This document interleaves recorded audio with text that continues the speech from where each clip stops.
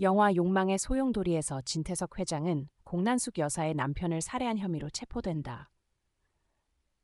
정원은 태석의 집안에 시집을 가고 그곳에서 정원의 신분이 헤라 여사에 의해 밝혀진다. 정원은 헤라가 자신을 버린 친어머니라는 사실을 알게 되고 그뿐만 아니라 진태석이 공난숙의 남편을 살해하고 그 죄를 정원의 아버지에게 뒤집어 씌웠다는 증거를 찾아낸다. 태석은 사랑하는 여인을 얻기 위해 정원의 가정에 비극과 고통을 안겼다. 분노와 증오에 휩싸인 정원은 진태석 가문의 복수를 다짐한다. 그녀는 증거를 제출하고 익명으로 진태석이 살인자라는 고발장을 제출한다. 진태석은 정원의 진짜 신분을 전혀 모른 채 모두가 놀란 가운데 경찰에 체포된다. 오직 헤라만이 이 모든 일의 배후에 정원이 있음을 알아차린다. 사건의 전개는 오늘 영상에서 공개될 것이다. 헤라는 정원의 일로 머리가 아프다. 그녀는 방금 정원의 신분을 알아냈지만 모녀가 서로를 인정하기도 전에 정원은 헤라와의 관계를 단절한다.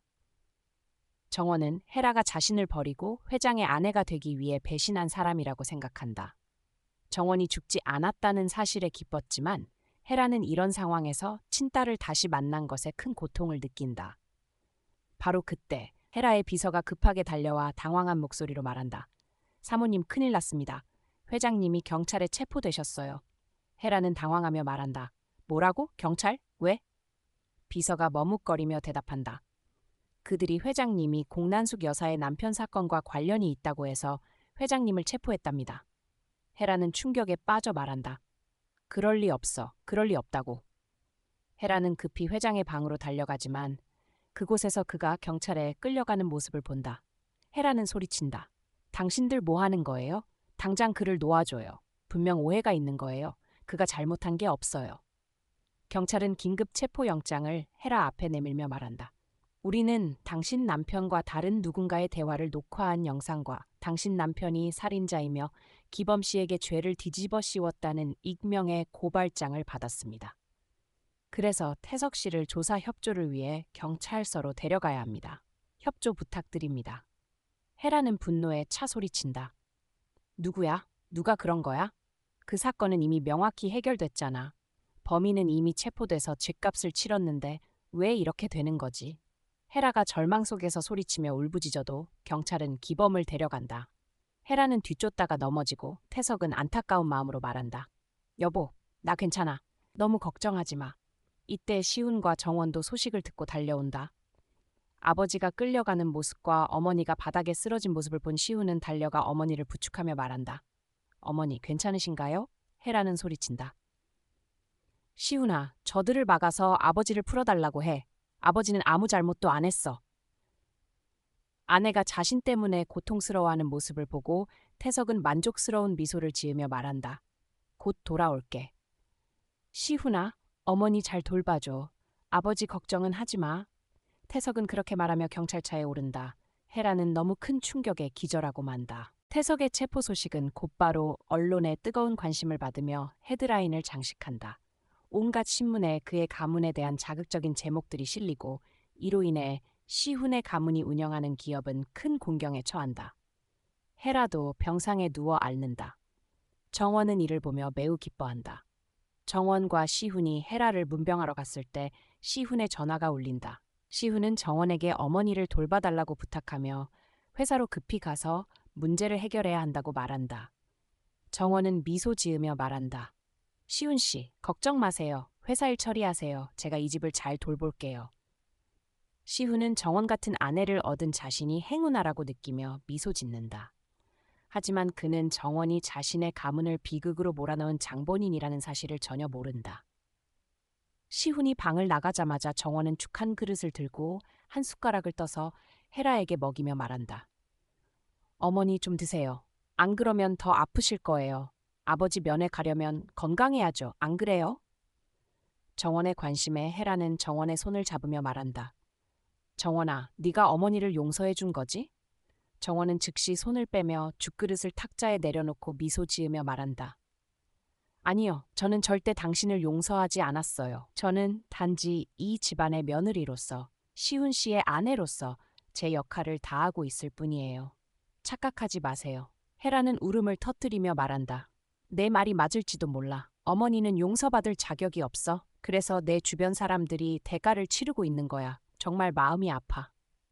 정원은 냉소하며 말한다. 당신 말이 맞아요. 당신이 모든 비극의 원인이에요. 당신 때문에 제 아버지가 억울하게 감옥에 갔고 제가 학교나 직장에서 멸시와 불공정한 대우를 받아야 했어요. 그러니 당신은 평생 후회와 고통 속에서 살아가세요. 저는 당신을 고통스럽게 만들 거예요. 저와 제 아버지를 해친 사람들에게 합당한 대가를 치르게 할 거예요. 그래야 공평하죠. 정원의 말을 들은 해라는 겁에 질려 말한다. 정원아, 지금 무슨 소리를 하는 거니? 설마 네가 익명으로 시아버지 태석을 고발한 사람이니? 정원은 크게 웃으며 말한다. 맞아요. 이제야 알아차리셨어요? 그가 진짜 살인자예요. 제 아버지에게 죄를 뒤집어 씌웠죠. 당신 때문에 그가 제 아버지를 살인자로 만들었어요. 성실하고 착한 사람을 사회의 쓰레기, 범죄자로 만들었고 어디를 가든 무슨 일을 하든 사람들이 멀리하고 미워했어요. 제가 그를 용서해야 한다고 생각하세요?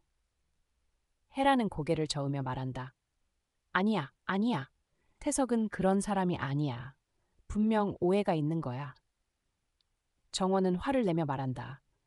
당신이 그를 감싸는 거예요? 왜 그렇게 그를 믿는 거죠? 그해 제 아버지가 온 세상에 버림받고 모두가 그를 살인자라고 믿었을 때 당신은 침묵했어요. 심지어 당신도 아버지가 살인자라고 믿었죠. 그게 당신이 아버지를 쉽게 버리고 애인에게 돌아갈 구실이었던 거 아닌가요? 지금은 모든 걸 잃을까봐 두려워서 그가 살인자라는 걸 믿지 않는 거죠. 헤라는 머리를 감싸며 당황한 목소리로 말한다. 아니야, 그게 아니야.